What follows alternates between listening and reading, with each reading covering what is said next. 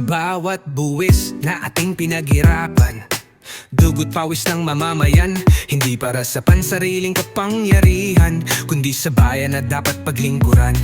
Noong minsan siya'y pinalusot sa lakas ng kapit at impluensya, ngunit ngayon hindi na muling luluhod ang taong bayan sa maling sistema.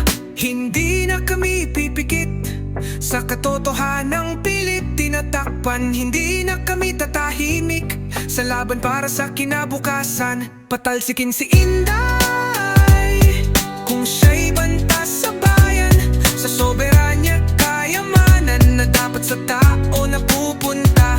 Patalsikin si Inday, hindi na kami magpapalinlang, katotohanan ang ilalantad para sa hustisya ng sambayanan. Hindi na pabubul ang masa, gising na ang bawat isa. Panahon na para manindigan at wakasan ng pang-aabuso sa kaban. Sa Senado at Korte Suprema, di na sapat ang proteksyon nila.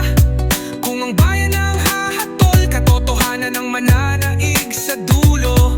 Ito'y sigaw ng pagbabago, hindi galit kundi paninindigan. Kung may sala dapat managot sa batas at sa sambayanan.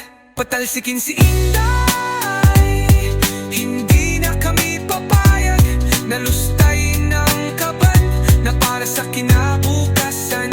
Patalsikin si Inday, panahon na ng katotohanan, boses ng bayan ng sandigan para sa tunay na kalayaan. Sa liwanag ng katotohanan, walang makakapigil sa bayan. Panahon na para sa hustisya ng sambayanan.